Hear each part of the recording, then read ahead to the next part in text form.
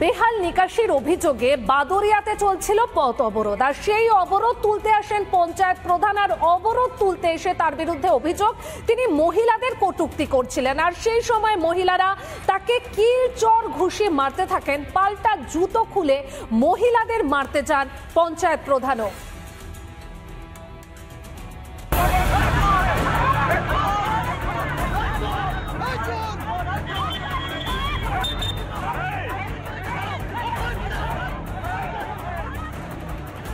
পঞ্চায়েত প্রধান গিয়েছিলেন অবরোধ তুলতে, তারপর দেখুন কি হলো।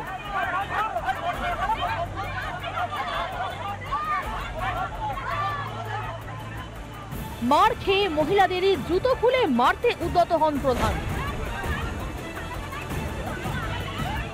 সঙ্গে সঙ্গে পুলিশ গিয়ে পরিস্থিতি সামাল দেয়। এ ছবি বাদুড়িয়ার শায়েস্তা ২ নম্বর পঞ্চায়েত এলাকার। গত কয়েকদিনের বৃষ্টিতে জলমগ্ন হয়ে পড়ে বাদুড়িয়ার একাংশ। জলের তলায় জমি, ঘর বাড়িতেও জল।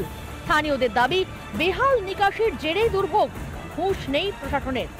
প্রতিবাদে এদিন সংগ্রামপুর স্বরূপনগর রোড অবরোধ করেন এলাকাবাসী।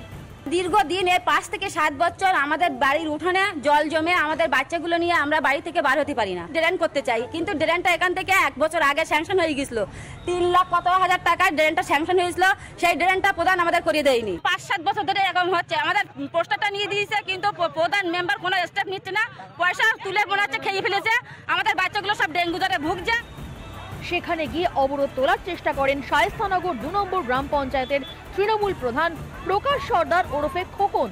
অভিযোগ, মহিলাদের উদ্দেশ্য করে তিনি কুরুচিকর মন্তব্য করেন। তখনই পাল্টা গ্রামের মহিলারা প্রধানকে চড় থাপ্পড় লাগায়।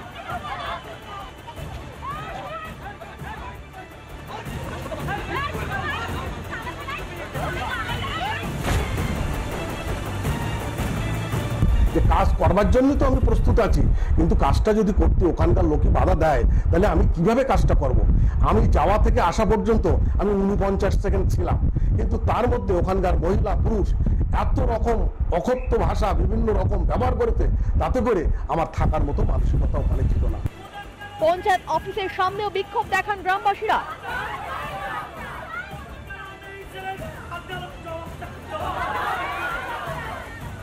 তাদের দাবি, প্রধানকে সরাতে হবে। এখন দেখার কোথাকার জল কোথায় গড়ায়। রিপাবলিক বাংলা।